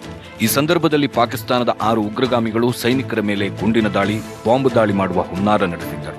ಈ ಉಗ್ರಗಾಮಿಗಳಿರುವುದನ್ನ ಪತ್ತೆ ಮಾಡಿ ವಿರೂಪಾಕ್ಷಯ್ಯನವರು ತಕ್ಷಣ ತಮ್ಮ ಹಿರಿಯ ಅಧಿಕಾರಿಗಳ ಗಮನಕ್ಕೆ ತಂದರು. ವಾಹನದಲ್ಲಿ ಹೊರಟಿದ್ದ ಸೈನಿಕರನ್ನ ಒಂದು ಕಡೆ ನಿಲ್ಲಿಸಿ ಇಡೀ ರಾತ್ರಿ ಕಾರ್ಯಾಚರಣೆ ಮಾಡಿ 6 ಉಗ್ರಗಾಮಿಗಳನ್ನ ಹೊಡೆದಿದ್ದರು. ಅವರ ಈ ಶೌರ್ಯಕ್ಕೆ ಅತಿ ವಿಶಿಷ್ಟ ಸೇವಾ ಪದಕವನ್ನ ಪಡೆದಿದ್ದರು ವಿರೂಪಾಕ್ಷಯ್ಯ. ಅಂತಂದ್ರೆ ಒಂದು ಸಂಚು ಹಾಕೊಂಡು ಕುಂತ್ಕೊಂಡಿದ್ರು ಅವರು, ಈ ಸೈನಿಕರ ಬಸ್ಗಳನ್ನು ಆಕ್ರಮಣ ಮಾಡಬೇಕು ಅಂತೇಳಿ. ಯಾಕಂದ್ರೆ ಆ ಆಕ್ರಮಣ ಮಾಡಿದ್ರೆ ಸುಮಾರು 440 ಜನ ಸೈನಿಕರು ಅಕಸ್ಮಾತ್ ಹುತಾತ್ಮರಾದ್ರೆ ಏನಾಗ್ಬೋದು ಅಂತೇಳಿ ನಾನು ಯೋಚನೆ ಮಾಡಿದೆ. ಯಾಕಂದ್ರೆ ಸೈನಿಕರಂದ್ರೆ ದೇಶದ ಸಂಪತ್ತು, ಅದೇ ಇಲ್ಲಪ್ಪ ಅಂತಂತಂದ್ರೆ ಇನ್ನೇನು ಮಾಡ್ಬೋದು, ಏನಪ್ಪ ಹಿಂಗಾಯ್ತಲ್ಲ ಅಂತೇಳಿ ಮತ್ತೆ ನಾನು ಅವ್ರನ್ನ ಆ ಗಾಡಿಗಳನ್ನೆಲ್ಲ ಅಲ್ಲೇ ನಿಲ್ಲಿಸಿ ನಂತರ ನಮ್ಮ ಬಟಾಲಿಯನ್ವರೆಗೆ ಹೇಳಿ ಆಪ್ರೇಷನ್ ಸ್ಟಾರ್ಟ್ ಮಾಡಿದ್ವಿ. ಸಂಜೆ 6 ಗಂಟೆಗೆ ನಾವು ಆಪ್ರೇಷನ್ ಸ್ಟಾರ್ಟ್ ಮಾಡಿದ್ವಿ. ಬೆಳಗ್ಗೆ 6:40 ಆಪ್ರೇಷನ್ ಪೂರ್ಣಗೊಂಡಿತು. ಆ 6 ಜನರ ಉಗ್ರವಾದಿಗಳನ್ನು ಸದೆ ಬಡ್ದು ತೊಗೊಂಬಂದ್ವಿ. ನಂತರ 440 ಜನರ ಒಂದು ಪ್ರಾಣವನ್ನು ಉಳಿಸಿದ್ನಲ್ಲ ಅನ್ನೋವಂಥ ಒಂದು ತೃಪ್ತಿ, ಸಂತೋಷ ನನಗೆ ಬಹಳ ಇದೆ. ಇವತ್ತಿಗೂ ಕೂಡ ನಾನು ಈ ಭಾರತ ಭೂಮಿ ಮೇಲೆ ಹುಟ್ಟಿದ್ದಕ್ಕೆ ನನ್ನ ಜನ್ಮ ಸಾರ್ಥಕ ಆಗಿದೆ ಅಂತೇಳಿ ಪ್ರತಿ ಸಲ ಅನ್ಕೊತೀನಿ. ಅಂದರೆ ನನಗನ್ಸಿದೆ ನಾನು ಏನೋ ಮಾಡಿದ್ದೀನಿ ಈ ಭಾರತಕ್ಕಾಗಿ ಅಂತೇಳಿ ನನ್ನ ಆತ್ಮತೃಪ್ತಿ ಆಗಿದೆ ನನಗೆ. ಈ ಭೂಮಿ ಮೇಲೆ ಹುಟ್ಟಿದ್ದೀನಿ, ಈ ಭೂಮಿ ತಾಯಿ ಋಣ ತೀರಿಸಬೇಕಾಗಿತ್ತು, ಅದನ್ನು ತೀರಿಸಿದ್ನಲ್ಲ, ಅಷ್ಟೇ ಸಾಕು. ಇನ್ನು ನನಗೆ ಅದಕ್ಕಿಂತ ಯಾವುದೂ ಬೇಡ ಅಂತಕ್ಕಂಥದ್ದು ಒಂದು ಇದರಿಂದ ನಾನು ಸಂತೋಷವಾಗಿದ್ದೀನಿ ನನ್ನ ಜಮೀನು. ವಿರೂಪಾಕ್ಷಯ್ಯ ಹಿರೇಮಠ ART ರೆಜಿಮೆಂಟ್ನಲ್ಲಿ 17 ವರ್ಷ ಸೈನಿಕರಾಗಿ ಕೆಲಸ ಮಾಡಿ ನಿವೃತ್ತರಾಗಿದ್ದಾರೆ. 2 ವರ್ಷಗಳ ಹಿಂದೆ ನಿವೃತ್ತರಾಗಿ ಹಳ್ಳಿಯಲ್ಲಿ ನೆಲೆಸಿದ್ದಾರೆ. ದೇಶ ಸೇವೆ, ಸೈನಿಕರ ತ್ಯಾಗ ಬಲಿದಾನದ ಬಗ್ಗೆ ವಿದ್ಯಾರ್ಥಿಗಳಲ್ಲಿ ಅರಿವು ಮೂಡಿಸುತ್ತಿದ್ದಾರೆ. ಸೇನೆಯ ನಂತರವೂ ವಿರೂಪಾಕ್ಷಯ್ಯ ಸಮಾಜಕ್ಕಾಗಿ ದುಡಿಯುತ್ತಿರುವುದು ವಿಶೇಷ. ಕ್ಯಾಮರಾಮನ್ ಮೊಹಮ್ಮದ್ ಜಿಲಾನಿ ಜೊತೆ ಶರಣಪ್ಪ ಬಾಚಲಾಪುರ, ನ್ಯೂಸ್ 18 ಕನ್ನಡ, ರಾಯಚೂರು.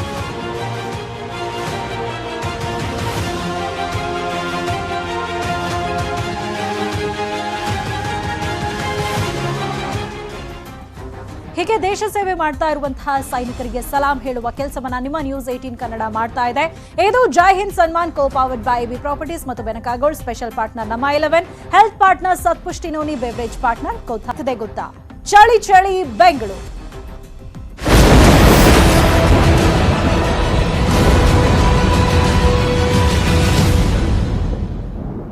ಬೆಂಗಳೂರು ಜನರೇ ಎಚ್ಚರ ಎಚ್ಚರ, ರಾಜಧಾನಿಯಲ್ಲಿ ಹೆಚ್ಚಾಗ್ತಾ ಇದೆ ಸಿಕ್ಕಾಪಟ್ಟೆ ಚಳಿ.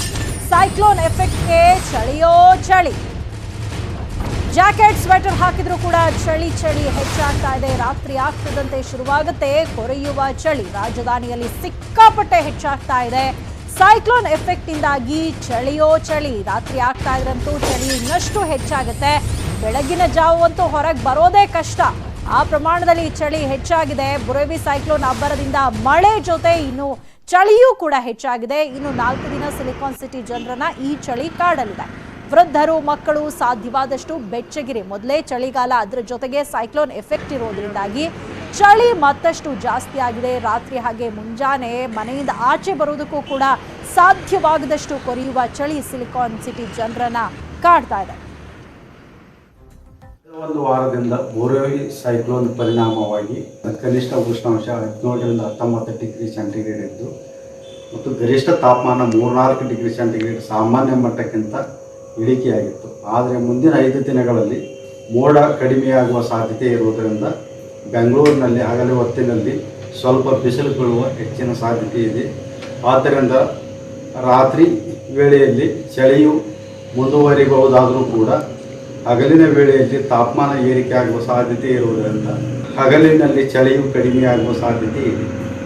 ಈ ಸದ್ಯ ಮಳೆನೂ ಕ್ಲೈಮ್ಯಾಕ್ಟ್ ಚಳಿ ಜಾಸ್ತಿ ಇದೆ ಸರ್. ಇದು ಸುಮಾರು ಒಂದು 20 ವರ್ಷದಿಂದ ಈ ಥರ ಯಾವಾಗ ಇರಲಿಲ್ಲ.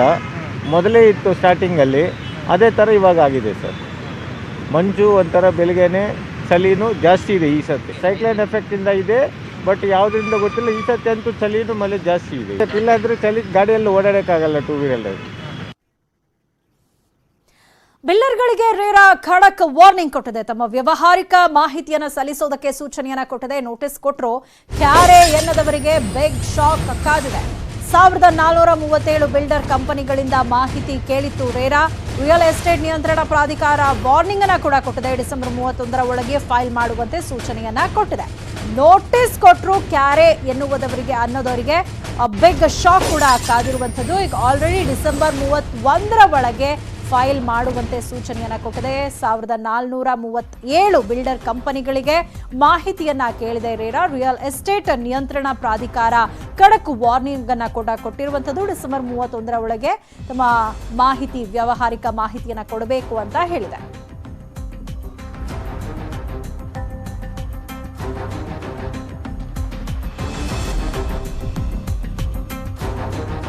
ರೇರಾ ರಿಜಿಸ್ಟ್ರೇಷನ್ ನಂಬರ್ ಇಲ್ಲದಲೇ ಜಾಹೀರಾತು ಪ್ರಕಟ ಆಗಿರುತ್ತೆ. ಮತ್ತೆ ಈ 2017ಕ್ಕಿಂತ ಮುಂಚೆನೆ ಪ್ರಾರಂಭವಾಗಿರ್ತಕ್ಕಂಥ ಮತ್ತೆ ಪೂರ್ಣಗೊಂಡಿರ್ತಕ್ಕಂತಹ ಯೋಜನೆಗಳು ಅನೇಕ ಇರ್ತದೆ. ಅಂತಹ ಯೋಜನೆಗಳು ನಮ್ಮ ಗಮನಕ್ಕೆ ಬರ್ದಲೇ ನಾವು ಏನು ಮಾಡಿರ್ತೇವೆ, ಅವನ್ನ ಇನ್ವೆಸ್ಟಿಗೇಷನ್ಗೆ ತಗೊಂಡಿರ್ತೇವೆ. ಯಾಕೆ ನೀವು ರೇರಾಗೆ ರಿಜಿಸ್ಟ್ರೇಷನ್ ಆಗಿಲ್ಲ ಅಂತೇಳಿ. ಕೆಲವರೆಲ್ಲ ಬಂದ್ಬಿಟ್ಟು ಇಲ್ಲ ನಾವು ಅಲ್ಲೇ ಓಸಿ ತಗೊಂಡಿದ್ದೇವೆ, ನಮ್ದು ಪ್ರಾಜೆಕ್ಟ್ ಕಂಪ್ಲೀಷನ್ ಆಗಿದೆ, ನಾವು ಎಲ್ಲ ಹ್ಯಾಂಡ್ ಓವರ್ ಮಾಡಿಬಿಟ್ಟಿದ್ದೇವೆ, ಈ ರೀತಿಯಾಗಿ ನಮಗೆ ವಿಚಾರಣೆಯಲ್ಲಿ ವರದಿಯನ್ನು ಕೊಟ್ಟರೆ ನಾವು ಆ ಪಟ್ಟಿಯಿಂದ ಅವ್ರ ಹೆಸರನ್ನ ಕೈ ಬಿಡ್ತೇವೆ. ಬಟ್ ಇಲ್ಲಿ ಏನಾಗಿದೆ, ಆ ಪಟ್ಟಿಯಲ್ಲಿ ಅವರು ಹೆಸರನ್ನ ಕೈ ಬಿಡ್ಲಿಕ್ಕೆ ನಾವು ನೋಟಿಸನ್ನು ಕೊಟ್ಟಿರ್ತೇವೆ. ಆ ನೋಟಿಸ್ಗೆ ಇವರು ವರದಿಯನ್ನು ನಮಗೆ ಅಥವಾ ರಿಪ್ಲೈಯನ್ನು ಕೊಟ್ಟಿರೋದಿಲ್ಲ. ಎಷ್ಟೋ ಜನ ಪ್ರಮೋಟರ್ಸ್ಗಳು ಅಥವಾ ಬಿಲ್ಡರ್ಸ್ ಮಧ್ಯದಲ್ಲಿ ಹೊರಟೋಗ್ಬಿಟ್ಟಿರೋರು, ಈ ರೀತಿಯಾಗಿ ಗ್ರಾಹಕರು ಅಥವಾ ಮನೆ ಖರೀದಿದಾರರು ತುಂಬಾನೇ ಕಷ್ಟಗಳನ್ನು ಅನುಭವಿಸ್ತಾ ಇದ್ರು. ಇವುಗಳನ್ನೆಲ್ಲ ಹರಿತು ಒಂದು ಕಾಯ್ದೆಯಡಿಯಲ್ಲಿ ಇದನ್ನೆಲ್ಲ ನಾವು ಒಂದು ಗ್ರಾಹಕರ ಹಿತರಕ್ಷಣೆಯನ್ನು ಕಾಯ್ದುಕೊಳ್ಳುವ ಉದ್ದೇಶದಿಂದ ಈ ಕಾಯ್ದೆಯನ್ನ ಜಾರಿಗೆ ಗೊಳಿಸಲಾಗಿದೆ. ಈ 1100 ಏನು ಹೇಳ್ತಾ ಇದ್ದಾರೆ, ಇದು ನಾವು ಕೊಟ್ಟಿರೋ ಪಟ್ಟಿ, ಅದು ಸ್ಟಕ್ ಆಗಿರೋದು ಅಲ್ಲ. ಈಗ ಅದು ಕಂಪ್ಲೀಷನ್ನೂ ಆಗಿರಬಹುದು, ಅಥವಾ ನಾನು ಹೇಳಿದ್ನಲ್ಲ ಅವ್ರಿಗೆ ಯಾಕೆ ಅದು ರಿಜಿಸ್ಟರ್ ಆಗಿಲ್ಲ ಅಂತಂದ್ರೆ ಈ ಎಲ್ಲ ಕಾರಣಗಳಿಗೂ ಸಹ ಇರಬಹುದು. ನಾವು ಅವ್ರಿಗೆ ನೋಟಿಸ್ ಕೊಟ್ಟು ನೀವು ಯಾಕೆ ಇದನ್ನ ರಿಜಿಸ್ಟರ್ ಮಾಡಿಲ್ಲ, ಕಾರಣ ನೀಡಿ ಅಂತ ನಾವು ಕೊಟ್ಟಿದ್ದೀವಿ ಅವ್ರಿಗೆ ನೋಟಿಸ್. ಅವರು ನಮಗೆ ಉತ್ತರವನ್ನ ಕೊಟ್ಟಿಲ್ಲ, ಅವರು ನಮಗೆ ರಿಪೋರ್ಟನ್ನು ಸಬ್ಮಿಟ್ ಮಾಡಿಲ್ಲ. ನಾವು ಅವ್ರಿಗೆ 3 ನೋಟಿಸನ್ನು ಕೊಟ್ಟಿದ್ವಿ. ಕೆಲವರು ಕಂಪ್ಲೀಷನ್ ಆಗಿದೆ ಅಂತಾರೆ, ಕೆಲವರು ವರದಿಯನ್ನ ಕೊಡ್ಲಿಕ್ಕೆ ಅವರಿಗೆ ಟೈಮ್ ಬೇಕು ಅಂತಾರೆ, ಕೆಲವರು ಕೋವಿಡ್ ರೀಸನ್ ಹೇಳ್ತಾ ಇದ್ದಾರೆ, ಫೋನ್ ಮುಖಾಂತರ ಸಹ ವಿಚಾರಿಸ್ತಾ ಇದ್ದೇವೆ. ಹಾಗಾಗಿ ಅವ್ರಿಗೀಗ ಗಡುವನ್ನ ಡಿಸೆಂಬರ್ 30 ಕೊಟ್ಟಿದ್ದೇವೆ. ಅದರ ನಂತರ ನಾವು ನೆಕ್ಸ್ಟ್ ಯಾವುದೇ ಕ್ರಮ ತೆಗೆದುಕೊಳ್ಬೇಕಾಗುತ್ತೆ ನೋಡ್ಬೋದು. ಸೆಂಟ್ರಲ್ ಜೈಲಲ್ಲಿ ಅಕ್ರಮ ವಸ್ತುಗಳ ಸಪ್ಲೈಗೆ ಬ್ರೇಕ್ ಹಾಕಲಾಗಿದೆ. ಗಾಂಜಾ, ಸಿಗರೇಟ್ ಸೇರಿ ಇತರೆ ವಸ್ತುಗಳಿಗೆ ಬ್ರೇಕ್ ಹಾಕಲಾಗಿದೆ. ಕೋವಿಡ್ ಪ್ರೋಟೋಕಾಲ್ನಿಂದ ಅಕ್ರಮಕ್ಕೆ ತಡೆಯೊಡ್ಡಲಾಗಿದೆ. ಯಾವ ಕೈದಿಗಳ ಭೇಟಿಗೂ ಕೂಡ ಅವಕಾಶ ಇಲ್ಲ. ಜೈಲಿಗೆ ಏನೇ ಬಂದರೂ ಅಧಿಕಾರಿಗಳು ಪರಿಶೀಲನೆ ಮಾಡ್ತಾರೆ. ಸ್ಯಾನಿಟೈಸ್ ಮಾಡಿಯೇ ಕೈದಿಗಳಿಗೆ ಅದನ್ನ ತಲುಪಿಸಬೇಕು. ಸ್ವಚ್ಛತೆ ಜೊತೆಗೆ ಪ್ರತಿದಿನ ಬ್ಯಾರಕ್ಗಳ ಪರಿಶೀಲನೆಯನ್ನ ಮಾಡಲಾಗ್ತಾ ಇದೆ. ಸಾಮಾನ್ಯ ಕೈದಿಯಿಂದ ವಿಐಪಿ ಕೈದಿಗೂ ಜೈಲಿನ ಊಟವನ್ನ ಕೊಡಲಾಗ್ತಾ ಇದೆ. ಈ ಶಿಸ್ತಿನಿಂದಾಗಿ ಜೈಲಲ್ಲಿ ಅಕ್ರಮ ವಸ್ತುಗಳಿಗೆ ಬ್ರೇಕ್ ಹಾಕಲಾಗಿದೆ. ಜೈಲಿಗೆ ಏನೇ ಒಂದು ವಸ್ತುಗಳು ಬಂದರೂ ಕೂಡ ಅದನ್ನ ಅಧಿಕಾರಿಗಳು ಪರಿಶೀಲನೆ ಮಾಡ್ತಾರೆ. ಇನ್ನು ಸ್ಯಾನಿಟೈಸ್ ಮಾಡಿಯೇ ಕೈದಿಗಳಿಗೆ ಕೊಡುವಂತಹ ಕೆಲಸವನ್ನ ಮಾಡಲಾಗ್ತಾ ಇದೆ. ಇಡೀ ರಾಜ್ಯಕ್ಕೆ ಬೆಳಕನ್ನ ಕೊಡುತ್ತೆ. ನೀರಾವರಿ ಜೊತೆಗೆ ಚಿನ್ನದ ಗಣಿಯೂ ಇದೆ. ಆದರೂ ಜನರು ಗುಳೆ ಹೋಗೋದು ಮಾತ್ರ ನಿಂತಿದೆ. ಈ ಜಿಲ್ಲೆಯಲ್ಲಿ ಇಡೀ ರಾಜ್ಯಕ್ಕೆ ಈ ಜಿಲ್ಲೆ ಬೆಳಕನ್ನ ಕೊಡುತ್ತೆ. ನೀರಾವರಿ ಜೊತೆಗೆ ಚಿನ್ನದ ಗಣಿಯೂ ಕೂಡ ಇದೆ. ಆದರೆ ಈ ಜಿಲ್ಲೆಯ ಜನ ಇನ್ನೂ ಕೂಡ ಗುಳೆ ಹೋಗೋದು ಮಾತ್ರ ಇನ್ನೂ ನಿಂತಿಲ್ಲ. ರಾಯಚೂರು ಜಿಲ್ಲೆಯಲ್ಲಿ ಗುಳೆ ಹೋಗೋರೇ ಹೆಚ್ಚು. ಸಮೃದ್ಧ ಜಿಲ್ಲೆಯಾದರೂ ಕೂಡ ಗುಳೆ ಹೋಗೋದು ಮಾತ್ರ ತಪ್ಪಿಲ್ಲ. ಈ ಬಗ್ಗೆ ಸ್ವತಃ ರಾಯಚೂರು ಜಿಲ್ಲಾಧಿಕಾರಿಗಳೇ ಕಳವಳವನ್ನ ವ್ಯಕ್ತಪಡಿಸಿದ್ದಾರೆ. ಜಿಲ್ಲೆಯಲ್ಲಿ ಕಂಪನಿಗಳಿದ್ರೂ ಕೂಡ ಜನರಿಗೆ ಉದ್ಯೋಗ ಇಲ್ಲ. ರಾಯಚೂರಲ್ಲಿ ಸುಮಾರು 1 ಲಕ್ಷ ಜನ ಗುಳೆ ಹೋಗಿದ್ದಾರೆ. ಮುಂಬೈ, ಪೂನಾ, ಬೆಂಗಳೂರಿಗೆ ಜನ ವಲಸೆ ಹೋಗಿದ್ದಾರೆ. ಈ ಕುರಿತಂತೆ ಸ್ವತಃ ಜಿಲ್ಲಾಧಿಕಾರಿಗಳೇ ಕಳವಳವನ್ನ ವ್ಯಕ್ತಪಡಿಸಿದ್ದಾರೆ. ರಾಜ್ಯಕ್ಕೆ ಬೆಳಕನ್ನು ನೀಡುವಂಥ ರಾಯಚೂರು ಜಿಲ್ಲೆಯಲ್ಲಿ RTPS-ನಂಥ ಒಂದು ಉದ್ಯಮವಿದೆ. ಜೊತೆಗೆ ಇಲ್ಲಿ ಔಷಧಿ ಕಂಪನಿಗಳು ಸಹ ಉದ್ಕೊಂಡು ಈಗ ದೇಶದಲ್ಲಿ ಔಷಧಿ ಪಾರ್ಕನ್ನು ಸಹ ಆಗ್ತಾ ಇದೆ. ಮತ್ತು ಇಲ್ಲಿ ಚಿನ್ನ ಉತ್ಪಾದಿಸುವ ಹಟ್ಟಿ ಚಿನ್ನದ ಗಣಿ ಇದೆ. ಮತ್ತು ಇಲ್ಲಿ ಫಲವತ್ತಾದ ನೀರಾವರಿ NRBC ಮತ್ತು TLBCಯಿಂದಲೂ ಸಹ ನೀರಾಗ್ತಾಯಿದೆ. ಆದರೂ ಈ ಜಿಲ್ಲೆಯ ಜನಕ್ಕೆ ಗುಳೆ ಹೋಗ್ತಾ ಇದ್ದಾರೆ. ಈ ಗುಳೆ ಹೋಗ್ತಾ ಇರುವಂಥ ಕಾರಣಕ್ಕಾಗಿ ಬಹುತೇಕ ತಾಂಡಗಳು ಮತ್ತು ದೊಡ್ಡಗಳು ಮತ್ತು ಗ್ರಾಮಗಳು ಖಾಲಿ ಆಗ್ತಿದೆ. ಈಗಾಗಲೇ ನಾವು ಇಲ್ಲಿ ರಾಯಚೂರು ದೇವದುರ್ಗ ತಾಲೂಕಿನ ಒಂದು ತಾಂಡದಲ್ಲಿದ್ದೇವೆ. ಈ ತಾಂಡದಲ್ಲಿ ಈಗಾಗಲೇ ಏನು ಲಾಕ್ಡೌನ್ ಸಂದರ್ಭದಲ್ಲಿ ಪುಣೆ, ಬಾಂಬೆ ಮತ್ತು ಬೇರೆ ಬೇರೆ ಕಡೆಯಿಂದ ಹೋದವರು ಈಗ ವಾಪಸ್ ಬಂದು ಈಗಾಗಲೇ ಒಂದು 2-3 ತಿಂಗಳು ಇದ್ದವರು ಮತ್ತೆ ವಾಪಸ್ಸು ದುಡಿಯಲು ಹೋದರು. ಯಾಕಂತ ಹೇಳಿದರೆ ಇಲ್ಲಿ ಕೆಲಸವಿಲ್ಲ ಅನ್ನೋವಂಥ ಕಾರಣಕ್ಕಾಗಿ. ಇಲ್ಲಿ ನೀರಾವರಿ ಇದ್ದರೂ ಸಹ ಒಂದಿಷ್ಟು ಭೂಮಿ ಇದ್ದರೂ ಸಹ 1 ಎಕರೆ, 2 ಎಕರೆ, ಅರ್ಧ ಎಕರೆಯಷ್ಟು ಇರುವಂಥ ಭೂಮಿಯಲ್ಲಿ ದುಡಿದು ಅವರು ಇಡೀ ವರ್ಷವನ್ನು ತಮ್ಮ ಕುಟುಂಬ ನಿರ್ವಹಣೆ ಮಾಡೋದು ಭಾಳ ಕಷ್ಟವಾಗ್ತಾ ಇರುವಂಥ ಸಂದರ್ಭದಲ್ಲಿ ಬಹುತೇಕರು ತಮ್ಮ ಮತ್ತೆ ಬೇರೆ ಬೇರೆ ರಾಜ್ಯಕ್ಕೆ ಏನು ಪುಣೆ, ಬಾಂಬೆ ಮತ್ತು ಅದಕ್ಕೆ ಹೋಗಿ ಬರುವಂಥ ಸ್ಥಿತಿ ಇದೆ. ಏನು ಇಲ್ಲಿ ಈಗ ನೀವು ಇಲ್ಲಿ ಜನ ಎಲ್ಲೆಲ್ಲಿ ದುಡಿಯೋಕೆ ಹೋಗ್ತಾರೆ ಏನಾಗ್ತದೆ ಸರ್? ಪುಣೆ, ಬೆಂಗಳೂರು ಮತ್ತು ಬೊಂಬಾಯಿ ಎಲ್ಲ ಕಡೆ ಹೋಗ್ತಾರೆ ಸರ್. ಇಲ್ಲಿ ಉದ್ಯೋಗ ಇಲ್ಲ. ಕೆಲವು ಜನಕ್ಕೆ ಭೂಮಿ ಐತಿ, ಕೆಲವು ಜನಕ್ಕೆ ಭೂಮಿ ಇಲ್ಲ. ಕೆಲವು ಜನ ಯಾಕಂದ್ರೆ ಕೆಲಸ ಇಲ್ಲಾರ ತಿರುಗಾಡ್ತಾರೆ. ಯಾಕೆ ಕಾಯಿಲೆ ತಿರುಗಾಡಮಪ್ಪ ಅಂದ ಆ ಕಡೆ ಹೋಗಿ ಸಟ್ಲಾಗಿ ಅಲ್ಲೇ ದುಡ್ತಾ ಇದ್ದಾರೆ. ಇಲ್ಲಿ ಕೆಲವು ಜನಕ್ಕೆ ತುಂಬ ಕಷ್ಟ ಇದೆ, ಬಡತನ ಇದೆ. ಕೆಲವು ಜನಕ್ಕೆ ಗೌರ್ಮೆಂಟ್ ಸೌಲಭ್ಯ ಸಿಗೋಲ್ಲ. ಎಲ್ಲ ಪ್ರತಿಯೊಂದು ಕೆಲಸ ಪೂರ್ತಿ ತ್ರಾಸ ಐತೆ ಜನಕ್ಕೆ ದುಡಿಯೋಕ್ಕೆ. ಈಗ ನೀವು ಅಲ್ಲಿ ಹೋಗ್ತಿರಲ್ಲ, ಎಷ್ಟು ದಿವಸ ಇರ್ತೀರಿ, ಏನೇನು ಮಾಡ್ತೀರಿ, ಅಲ್ಲಿ ಏನು ಕೆಲಸ ಮಾಡ್ತೀರಿ, ಇಲ್ಲಿ ಆದ ಕೆಲಸ ಸಿಗುತ್ತೆ ಇಲ್ಲ? ಅಲ್ಲಿ ಹೋದ್ರು 6 ತಿಂಗಳ 8 ತಿಂಗಳು ಇರ್ತೀವಿ, ಮಿಷಿನ್ ಕೆಲಸ ಮಾಡ್ತೀವಿ. ಇಲ್ಲಿ ಯಾವ ಮಿಷಿನ್ ಕೆಲಸ ಅಷ್ಟಾದ್ರೂ ಸಿಗಲ್ಲ. ಯಾವ ಸರ್ಕಾರಿ ಸೌಲಭ್ಯಗಳು ಏನಿಲ್ಲ. ಇದು ಸಣ್ಣ ಒಂದು ಅರ್ಧ ಎಕರೆ 1 ಎಕರೆ ಇದ್ರೇನು ಅದಷ್ಟೇ ನಮಗೆ ಪ್ರೋಡಕ್ಟ್ಸ್ ಎಲ್ಲ ಮಾಡೋದು. ಅದಕ್ಕಾದ್ರೆ ನಮ್ಮ ಹುಡುಗರು ಫ್ಯೂಚರ್ ಸಲುವಾಗಿ ನಾವು ಪುನಃ ಹೋಗಿ ದುಡ್ಬೇಕಾಗ್ತದೆ. ಏನಂತ ಹೇಳಿದ್ರೆ ಇಲ್ಲಿ ಸಾಕಷ್ಟು ಜನ ಓದ್ಕೊಂಡಿರಿದ್ದರೂ ಸಹ ಇಲ್ಲಿರುವಂಥ ಜನಕ್ಕೆ ಉದ್ಯೋಗ ಸಿಗ್ತಾ ಇಲ್ಲ. ಸ್ಥಳೀಯರಿಗೆ ಇದ್ರ ಬಗ್ಗೆ ಮಾಹಿತಿನೇ ಇಲ್ಲದೆ ಕಾರಣಕ್ಕಾಗಿ ಜನ ಇಲ್ಲಿ ಗುಳಿ ಹೋಗ್ತಿರೋದು, ಇಲ್ಲಿ ಜನಕ್ಕೆ ಅನಿವಾರ್ಯವಾಗಿರುವಂಥ ಸ್ಥಿತಿ ಉಂಟಾಗಿದೆ ಅನ್ನೋದು ಇಲ್ಲಿ ಅಭಿಪ್ರಾಯವಾಗಿದೆ. ಕ್ಯಾಮ್ರಾಮನ್ ಮೊಹಮ್ಮದ್ ಜಿಲಾನಿಯೊಂದಿಗೆ ಶರಣಪ್ಪ ನ್ಯೂಸ್ 18 ಕನ್ನಡ, ರಾಯಚೂರು.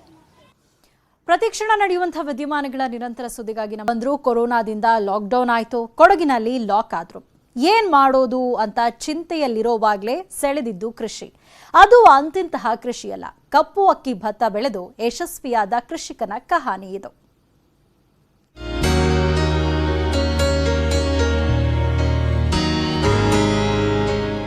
ಇವರೇ ಸಾಯಜ್. ಕೊಡಗು ಜಿಲ್ಲೆ ಸೋಮವಾರಪೇಟೆ ತಾಲೂಕಿನ ನೆಲ್ಯ ಹುದಿಕೆರೆ ಗ್ರಾಮದವರು. ದುಬೈನಲ್ಲಿ ಮೆಕ್ಯಾನಿಕಲ್ ಇಂಜಿನಿಯರ್ ಆಗಿ ಕೆಲಸವನ್ನ ಮಾಡ್ತಿದ್ರು. ಕೊರೋನಾ ಬರೋ ಟೈಮ್ನಲ್ಲೇ ಕೊಡಗಿಗೆ ಬಂದಿದ್ರು. ಚಿಕ್ಕಪ್ಪನ ಮದುವೆಗೆ ಅಂತ ಬಂದು ಇಲ್ಲೇ ಲಾಕಾದ್ರು. ಏನು ಕೆಲಸ ಇಲ್ಲದಿದ್ದಾಗ ಇವರ ಕೈ ಹಿಡಿದಿದ್ದೆ ಕೃಷಿ.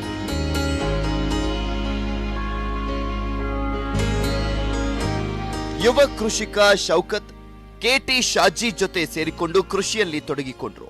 ಸಾಂಪ್ರದಾಯಿಕ ಕೃಷಿ ಮಾಡುವ ಬದಲು ಛತ್ತೀಸ್ಗಢದಿಂದ ಪೂ ಅಕ್ಕಿ ಭತ್ತದ ತಳಿಯ ಬೀಜಗಳನ್ನ ತಂದು ಬಿತ್ತನೆ ಮಾಡಿದ್ರು.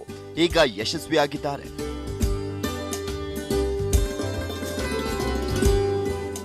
ನೆಲ್ಯ ಹುದಿಕೆರೆ ಸಮೀಪದ 40 ಎಕರೆ ಗ್ರಾಮದಲ್ಲಿ ತಮ್ಮ 2 ಎಕರೆ ಗದ್ದೆಯಲ್ಲಿ ಭತ್ತದ ಫಸಲು ಬೆಳೆದು ನಿಂತಿದ್ದು ಕಟಾವಿಗೆ ಸಿದ್ಧವಾಗಿದೆ. ಪಾಳು ಬಿದ್ದಿದ್ದ 2 ಎಕರೆ ಗದ್ದೆಯಲ್ಲಿ ದುಬಾರಿ ಬೆಲೆ ಕಪ್ಪು ಹಕ್ಕಿಯ ಭತ್ತದ ತಳಿ ಜೀವ ತಳೆದು ನಿಂತಿದೆ. ಪಾಳು ಭೂಮಿ ಇದೀಗ ಹಸಿರಿನಿಂದ ಕಂಗೊಳಿಸ್ತಾ ಇದೆ. ಉಳಿದ ಗದ್ದೆಯಲ್ಲಿ ದೊಡ್ಡಿ ಅಕ್ಕಿ, ಕೊಡಗು ಜೀರಿಗೆ ಅಕ್ಕಿ, ತನು ಬಳಿ ಭತ್ತ ಬೆಳೆದಿದ್ದಾರೆ. ಕಪ್ಪು ಅಕ್ಕಿಯಲ್ಲಿ ಮಣಿಪುರ ಹಾಗೂ ಬರ್ಮಾ ತಳಿ ಕೂಡ ನಾಟಿ ಮಾಡಲಾಗಿದೆ. ಬರ್ಮಾ ಮಾರುಕಟ್ಟೆಯಲ್ಲಿ ಕಪ್ಪು ಅಕ್ಕಿಗೆ ಬಹು ಬೇಡಿಕೆ ಇದ್ದು ಪ್ರತಿ ಕೆಜಿ ಅಕ್ಕಿಗೆ 300 ರೂಪಾಯಿ ಬೆಲೆಗೆ ಮಾರಾಟವಾಗುತ್ತದೆ ಅಂತ ಹೇಳಲಾಗುತ್ತಿದೆ. ಉದ್ಯೋಗದಿಂದ ಲಾಕ್ಡೌನ್ ಆದ ಕಾರಣದಿಂದ ಉದ್ಯೋಗದಿಂದ ಬಂದವರಿಗೆ ಹೋಗ್ಲಿಕ್ಕೆ ಆಗಲಿಲ್ಲ. ಮತ್ತು ತಮ್ಮನ ಮದುವೆ ಒಂದು ಪ್ರೋಗ್ರಾಮ್ ಇತ್ತು. ಅದೆಲ್ಲ ಮುಗಿಸಿಯಾದ ಮೇಲೆ ಹೋಗಲಿಕ್ಕೆ ಒಂದು ಸಂದರ್ಭ ಸಿಗಲಿಲ್ಲ. ಆಗ ಹೊಸದಾಗಿ ಒಂದು ಬೇಸಾಯವನ್ನು ಮಾಡುವ ಅಂತೇಳಿ ಒಂದು ಬೆಳೆಯನ್ನು ಬೆಳೆದಿದ್ದಾರೆ. ಅದು ಔಷಧಿ ಗುಣವುಳ್ಳ ಭತ್ತ. ಅದು ಛತ್ತೀಸ್ಗಢದಿಂದ ತರಿಸಿ ಮೊದಲನೇದಾಗಿ ಒಂದು ಪ್ರಯತ್ನ ನೋಡಿ ಆ ಪ್ರಯತ್ನವನ್ನು ಗೆದ್ದಿದ್ದಾರೆ. ಲಾಕ್ಡೌನ್ ಟೈಮ್ ಯೂಸ್ ಮಾಡ್ಕೊಳ್ಳೋಣ ಅಂತ ಫಾರ್ಮಿಂಗ್ ಸ್ಟಾರ್ಟ್ ಮಾಡಿದ್ದೀವಿ. ಇವಾಗ ಇಲ್ಲಿ ಭತ್ತದ ಬೆಳೆ ಬೆಳೆಯೋದು ಕಾಮನ್. ಇಲ್ಲಿ ನಾವು ಒಂದು ವ್ಯತ್ಯಾಸವಾದ ಒಂದು ಬೆಳೆ ಬೆಳೆಸೋಣ ಅಂತ, ರೈತರಿಗೆಲ್ಲ ಉಪಕಾರ ಆಗುವಂಥ ಒಂದು ಬೆಳೆ ಬೆಳೆಸೋಣ ಅಂತ ಹುಡುಕ್ತಾ ಇದ್ದೀವಿ. ಆ ಟೈಮಲ್ಲಿ ಕಪ್ಪು ಭತ್ತದ ಬಗ್ಗೆ ತಿಳ್ಕೊಂಡಿದ್ವಿ. ಸೊ ಅದನ್ನ ನಾವು ತರಿಸಿ ಒಂದು ಟ್ರಯಲ್ ಕ್ರಾಪ್ ಮಾಡಿ ಅದು ಇಲ್ಲಿ ಆಗುತ್ತೆ ಅಂತ ಗೊತ್ತಾದ ಮೇಲೆ ನಾವು ಇದನ್ನ ಲಾರ್ಜ್ ಕ್ವಾಂಟಿಟಿಯಲ್ಲಿ ತರಿಸಿ ಮಾಡ್ತಾ ಇದ್ದೀವಿ. ಈ ಕಪ್ಪು ತಳಿಯ ಭತ್ತದಲ್ಲಿ ಔಷಧೀಯ ಗುಣವಿದ್ದು ರಕ್ತದೊತ್ತಡ ಮತ್ತು ಸಕ್ಕರೆ ಕಾಯಿಲೆಗೂ ಕೂಡ ಅತ್ಯುಪಯುಕ್ತ ಎನ್ನಲಾಗ್ತಾ ಇದೆ. S Ravi, news 18 Kannada, Kodagu.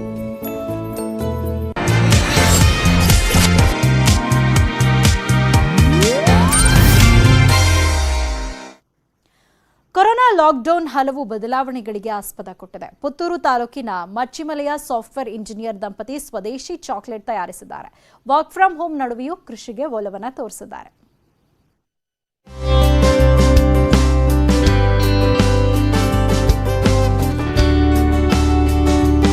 ಇವರೇ ನೋಡಿ, ದಕ್ಷಿಣ ಕನ್ನಡ ಜಿಲ್ಲೆ ಪುತ್ತೂರು ತಾಲೂಕಿನ ಮಚ್ಚಿಮಲೆ ನಿವಾಸಿಗಳಾದಂಥ ಕೇಶವಮೂರ್ತಿ ಪೂರ್ಣಶ್ರೀ ದಂಪತಿ ಬೆಂಗಳೂರಿನಲ್ಲಿ ಸಾಫ್ಟ್ವೇರ್ ಉದ್ಯೋಗದಲ್ಲಿದ್ರು. ಕೊರೋನಾದಿಂದಾಗಿ ಲಾಕ್ ಆದ್ರು. ವರ್ಕ್ ಫ್ರಮ್ ಹೋಮ್ ಶುರುವಾಯಿತು. ಕೆಲಸದ ನಡುವೆನೆ ಸ್ವದೇಶಿ ಚಾಕೊಲೇಟ್ ತಯಾರಿಕೆಯತ್ತ ಒಲವನ್ನ ತೋರಿದ್ರು ಈ ದಂಪತಿ. ಸುಮಾರು 18 ಎಕರೆ ಕೃಷಿ ಭೂಮಿಯಲ್ಲಿ ಕೋಕೋವನ್ನ ಬೆಳೆದಿದ್ದಾರೆ. ಕೋಕೋದಿಂದ ಹೊಸ ದೇಶಿ ಚಾಕೊಲೇಟ್ಗಳನ್ನ ತಯಾರಿಸುತ್ತಿದ್ದಾರೆ.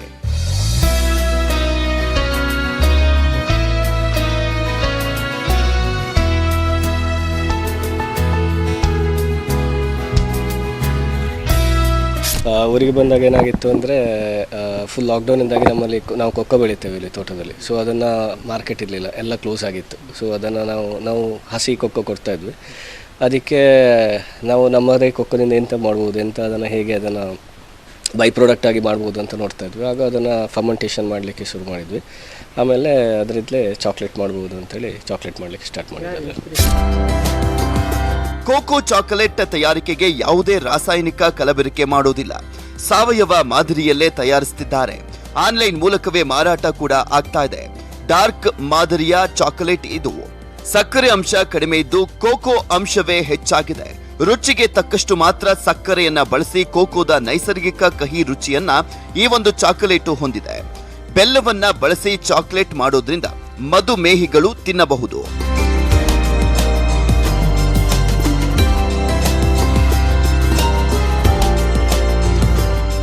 ಡಾರ್ಕ್ ಚಾಕ್ಲೇಟ್ಸ್ ಅಂತ ಹೇಳಿದರೆ ಇದರಲ್ಲಿ ಕೊಕ್ಕೋ ಪರ್ಸೆಂಟೇಜ್ ಜಾಸ್ತಿ ಇರ್ತದೆ, ಶುಗರ್ ತುಂಬ ಕಮ್ಮಿ ಇರ್ತದೆ. ಸೊ ಅದಕ್ಕೆ ಡಾರ್ಕ್ ಚಾಕ್ಲೇಟ್ಸ್ ಅಂತ ಹೇಳ್ತೇವೆ. ನಾವು ಈಗಾಗಲೇ ಮಹಾರಾಷ್ಟ್ರ, ಅಸ್ಸಾಂ, ಇಂಡಿಯಾದಲ್ಲಿ ಆ ಕಡೆ ಎಲ್ಲ ಮಾಡಿದ್ದೇವೆ. ಹಾಗೆ ಕೆಲವರೆಲ್ಲ ಸ್ವೀಡನ್ನು, US ಅಲ್ಲೆಲ್ಲ ಇದ್ದವರು ಬೇಕು ಅಂತ ಹೇಳಿ ಅವರು ಮಾಡಿಸಿಕೊಂಡಿದ್ದಾರೆ ಕೊರಿಯರ್. ಹಾಗೆ ಅವರಿಗೂ ತುಂಬ ಇಷ್ಟ ಆಗಿದೆ. ಹಾಗೆ ಸದ್ಯಕ್ಕೆ ರೆಸ್ಪಾನ್ಸ್ ಚೆಂದ ಉಂಟು. ಬಿಡುವಿನ ಸಮಯದಲ್ಲಿ ತಯಾರಾದಂತ ಚಾಕೊಲೇಟ್ ಮೂಲಕ ದೇಶ ವಿದೇಶಗಳಿಗೂ ಮುಟ್ಟುವಂತೆ ಮಾಡಿದೆ.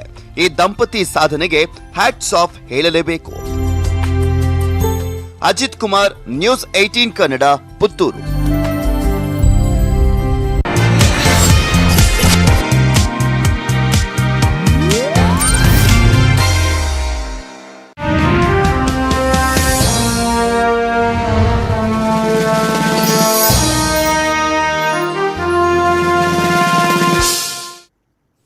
ಹುತಾತ್ಮ ಸೈನಿಕರನ್ನ ಸ್ಮರಿಸೋದು ಎಲ್ಲ ಭಾರತೀಯರ ಜವಾಬ್ದಾರಿ. ಅಂತೆಯೇ ಗಣ್ಯರು ಕೂಡ ಸಲಾಂ ಅಂತಾರೆ. ಆ ಪೈಕಿ ನಟ ಅವಿನಾಶ್ ಸಲ್ಯೂಟ್ ಹೇಳಿದ್ದು ಹೀಗೆ. ನಮ್ಮ ದೇಶದ ಬಗ್ಗೆ, ನಮ್ಮ ಸೈನಿಕರ ಬಗ್ಗೆ ನಿಜವಾಗ್ಲೂ ಈ ಸೈನಿಕರಿಲ್ಲ ಅಂದ್ರೆ ದೇಶ ಇಲ್ಲ. ಬೇರೆ ಜಾಗಗಳಲ್ಲಿ ಬೇರೆ ಜನಗಳು ಯಾವ್ದಾದ್ರು ಆಸೆಗೋಸ್ಕರ ಕೆಲಸ ಮಾಡ್ತಾರೆ, ಬಟ್ ಇವ್ರು ಯಾವುದೇ ಆಸೆ ಇಲ್ಲದೆ ಬರೀ ದೇಶದ ಮೇಲಿನ ಪ್ರೀತಿಗೋಸ್ಕರ ದಿನ ಬೆಳಗಾದ್ರೆ ದುಡಿತಾರೆ, ದಿನ ಬೆಳಗಾದ್ರೆ ಕಾವಲ್ ಕಾಯ್ತಾರೆ. ಯಾವಾಗ ಮನೆಯಿಂದ ಆಚೆ ಹೋದ್ರೆ ಮತ್ತೆ ಬರ್ತಾರ ವಾಪಸ್ ಅಂತ ಗೊತ್ತಿಲ್ಲ, ಹೆಂಡತಿ ಮಕ್ಕಳಿಗೆ ಗೊತ್ತಿರಲ್ಲ. ಇಷ್ಟೆಲ್ಲವನ್ನೂ ತ್ಯಾಗ ಮಾಡಿದಾಗ ನಮಗೆ ಅವ್ರ ಬಗ್ಗೆ ಒಂದು ಹೆಮ್ಮೆ ಇರಬೇಕು, ಮತ್ತೆ ಅವ್ರ ಬಗ್ಗೆ ನಮಗೆ ತುಂಬಾ ಅಗಾಧವಾದ ಪ್ರೀತಿ ಇರಬೇಕು. ಆ ಪ್ರೀತಿಯನ್ನು ನಾವು ಅವ್ರೆಲ್ಲರಿಗೂ ಕೊಡಬೇಕು. ಮತ್ತೆ ಇನ್ನೊಮ್ಮೆ ಹೇಳ್ತೀನಿ, ನಮ್ಮ ಸೈನಿಕರು ನಮ್ಮ ದೇಶದ ಹೆಮ್ಮೆ, ನಮ್ಮ ಹೆಮ್ಮೆ. ಜೈ ಹಿಂದ್. ನಮ್ಮ ಸೈನಿಕರ ಬಗ್ಗೆ ನಿಜವಾಗ್ಲೂ ಈ ಸೈನಿಕರಿಲ್ಲ ಅಂದ್ರೆ ದೇಶ ಇಲ್ಲ. ಬೇರೆ ಜಾಗಗಳಲ್ಲಿ ಬೇರೆ ಜನಗಳು ಯಾವ್ದಾದ್ರು ಆಸೆಗೋಸ್ಕರ ಕೆಲಸ ಮಾಡ್ತಾರೆ, ಬಟ್ ಇವ್ರು ಯಾವುದೇ ಆಸೆ ಇಲ್ಲದೆ ಬರೀ ದೇಶದ ಮೇಲಿನ ಪ್ರೀತಿಗೋಸ್ಕರ ದಿನ ಬೆಳಗಾದ್ರೆ ದುಡಿತಾರೆ, ದಿನ ಬೆಳಗಾದ್ರೆ ಕಾವಲ್ ಕಾಯ್ತಾರೆ. ಯಾವಾಗ ಮನೆಯಿಂದ ಆಚೆ ಹೋದ್ರೆ ಮತ್ತೆ ಬರ್ತಾರ ವಾಪಸ್ ಅಂತ ಗೊತ್ತಿಲ್ಲ, ಹೆಂಡತಿ ಮಕ್ಕಳಿಗೆ ಗೊತ್ತಿರಲ್ಲ. ಇಷ್ಟೆಲ್ಲವನ್ನೂ ತ್ಯಾಗ ಮಾಡಿದಾಗ ನಮಗೆ ಅವ್ರ ಬಗ್ಗೆ ಒಂದು ಹೆಮ್ಮೆ ಇರಬೇಕು, ಮತ್ತೆ ಅವ್ರ ಬಗ್ಗೆ ನಮಗೆ ತುಂಬಾ ಅಗಾಧವಾದ ಪ್ರೀತಿ ಇರಬೇಕು. ಆ ಪ್ರೀತಿಯನ್ನು ನಾವು ಅವ್ರೆಲ್ಲರಿಗೂ ಕೊಡಬೇಕು. ಮತ್ತೆ ಇನ್ನೊಮ್ಮೆ ಹೇಳ್ತೀನಿ, ನಮ್ಮ ಸೈನಿಕರು ನಮ್ಮ ದೇಶದ ಹೆಮ್ಮೆ, ನಮ್ಮ ಹೆಮ್ಮೆ. ಜೈ ಹಿಂದ್. ಹೀಗೆ ಪ್ರತಿ ಕ್ಷಣವೂ ದೇಶ ಸೇವೆ ಮಾಡ್ತಾ ಇರುವಂತಹ ಸೈನಿಕರ ಸೇವೆಯನ್ನ ಸ್ಮರಿಸುವಂತಹ ಕೆಲಸವನ್ನ ನಿಮ್ಮ ನ್ಯೂಸ್ 18 ಕನ್ನಡ ಮಾಡ್ತಾ ಇದೆ. ಇದು Jai Hind Sanman, co powered by B properties ಮತ್ತು ಬೆನಕಾ ಗೋಲ್ಡ್. ಸ್ಪೆಷಲ್ ಪಾರ್ಟ್ನರ್ ನಮ್ಮ 11 health partner Satpushti noni, beverage partner Kothas coffee. ಇದಿಷ್ಟು ಈಗಿನ